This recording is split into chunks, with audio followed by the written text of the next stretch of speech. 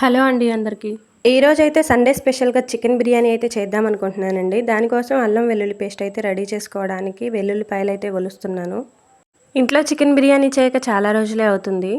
అంటే ఎప్పుడూ కూడా పలావు చికెను లేదా పలావు మటన్ అయితే అలా వండుతున్నాను కానీ, బాస్మతి రైస్‌తో చికెన్ బిర్యానీ అయితే చేయక చాలా రోజులవుతుందండి. అందుకోసం మా పాప అయితే బిర్యానీ చెయ్యి మమ్మీ అని అయితే అడిగింది. అది అడిగేటప్పుడైతే వాళ్ళ డాడీ ఉన్నాడండి. అందుకే రేపు అమ్మ చేస్తుందిలే నాన్న రేపు తిందుగానిలే అని అయితే చెప్పాడు.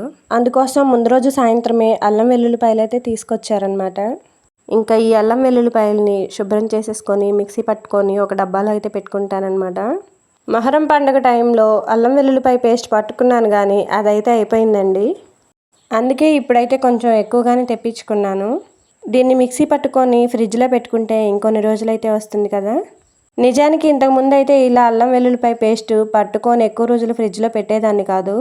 ఎప్పటికప్పుడు రోట్లో నూరుకొని వేసేసుకునేదాన్నండి. కానీ నేను మా చిన్న పాప డెలివరీకని మా ఇంటికైతే వెళ్ళాను. అప్పుడైతే మా రోకల బండ అయితే మిస్ అయిందనమాట. ఆ తర్వాత మా వారిని రోకల బండ చేయించమంటే రేపు చూద్దాం ఎల్లుండి చూద్దాం అని అయితే పోస్ట్ పోన్ చేశారు. కానీ రోకల బండ లేకపోవడంతో రోటి పచ్చళ్ళకి అలాగే ఇలా అల్లం వెల్లుల్లిపాయలు నూరుకోవడానికి చాలా ఇబ్బంది అయితే అవుతుందండి. ప్రతి ఒక్కటి మిక్సీ పట్టడం అంటే కష్టం కదా. అల్లం వెల్లుల్లిపాయలు మిక్సీ పట్టిన తర్వాత ఉల్లిపాయలు అయితే కోసుకుంటున్నాను.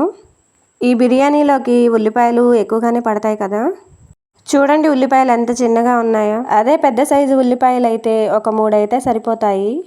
నేను ఎప్పుడు తీసుకున్నా కూడా కొన్ని పెద్దవి అలాగే ఇంకొన్ని చిన్నవి అయితే తీసుకుంటాను.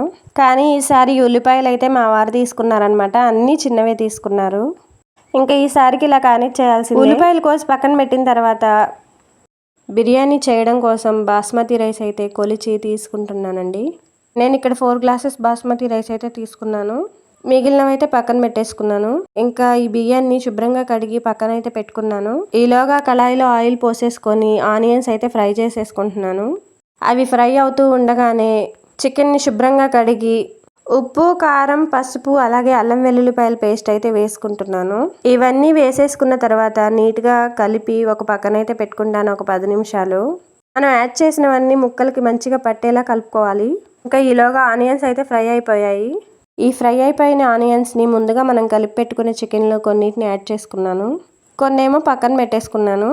నేనైతే ఇందులో కొంచెం కసూరి మేతి కూడా యాడ్ చేశానండి. ఆనియన్ ఫ్రై చేసిన ఆయిల్ని అయితే ఇక్కడ యాడ్ చేస్తున్నాను. ఇంకా చికెన్ని పక్కన పొయ్యి మీద అయితే పెట్టేసుకున్నాను. ఈలోగా రైస్ ఉడికించడానికి వాటర్ అయితే పెట్టుకున్నాను. అందులో ఒక్కొక్కటిగా మసాలా దినుసులు అయితే వేసుకున్నాను. నేను 4 గ్లాసెస్ రైస్ తీసుకున్నాను కదా, 8 గ్లాసెస్ అయితే వాటర్ అయితే తీసుకున్నాను.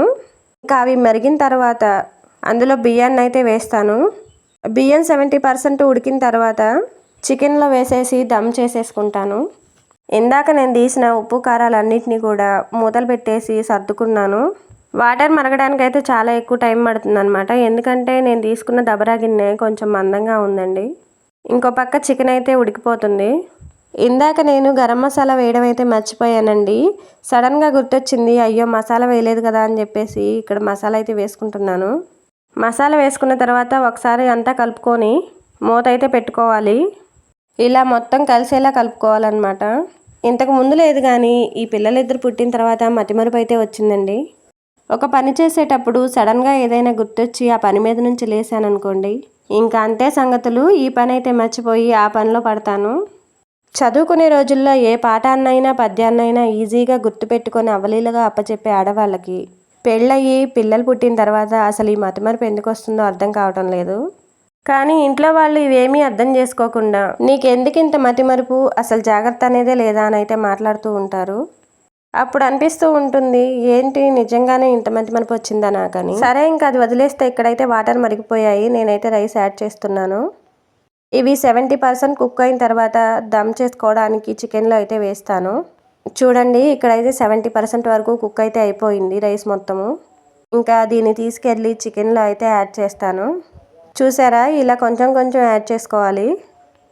ఇలా పూర్తిగా అన్నాన్ని కొద్ది కొద్దిగా యాడ్ చేసుకున్న తర్వాత ఇందాక వేయించి పెట్టుకున్న ఉల్లిపాయలు అయితే ఉన్నాయి కదా, వాటిని అయితే పైన వేసుకొని గట్టిగా మూత అయితే పెట్టుకుంటాను. ఇందాక చికెన్ కలుపుకునేటప్పుడు పచ్చిమిరపకాయలు పుదీనా కొత్తిమీర అయితే నా దగ్గర లేవన్నమాట. అందుకే అవి అయితే వేయలేదు. అసలు పచ్చిమిర్చి అయితే వేయను, ఎందుకంటే ఘాటు ఎక్కువ ఉంటే పిల్లలు తినరు కదా, అందుకోసం. చూసారా, వేడి వేడి బిర్యానీ అయితే రెడీ అయిపోయింది.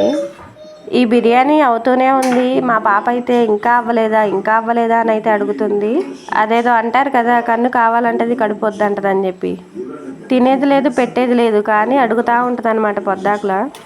ఇంకా లేట్ చేయకుండా పిల్లలిద్దరికీ పెడదామని చెప్పేసి కూర్చున్నాను. వాళ్ళైతే మొబైల్కి వెళ్ళే చూపిస్తున్నారు. మా చిన్న పాప అయితే చాలా సంతోషపడుతుంది అనమాట, ఫోన్లో తనకు కనిపిస్తుందని. ఇంకా మా నజీహా అయితే ఇవన్నీ ఎందుకు వేసావు, ఇవేమీ నేను తిన్నని చెప్పి మొత్తం ఏరి తన ప్లేట్లో వేసుకోకుండా మా చిన్నదాని ప్లేట్లో అయితే వేస్తుంది. పాపం మా చిన్నదానికి ఏం తెలియదు కదా, అలాగే చూస్తూ ఉంటుంది. అదే కొంచెం ఊహొస్తే నా ప్లేట్లో ఎందుకు వేస్తున్నావు అని చెప్పేసి మళ్ళీ తిరిగి దాని ప్లేట్లోకే వేసేది.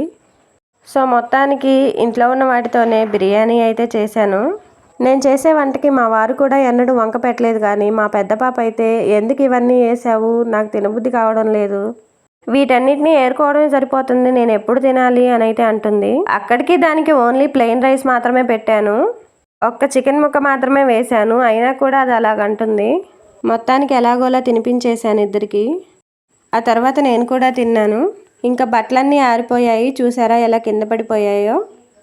పగలు ఇంత గాలి వస్తుంది కదా, నైట్ మాత్రం అస్సలు రాదు. ఇంకా కింద పడ్డ బట్టలు అలాగే దండం మీద బట్టలు కూడా తీసుకొని ఇంట్లోకి అయితే వచ్చేసాను. ఇంకా వాటిని మడత పెట్టేసి పిల్లలిద్దరిని అయితే నిద్రపుచ్చాలి. సో ఇదండి ఇవాళ వీడియో మీకు ఎలా అనిపించిందో కామెంట్లో చెప్పండి.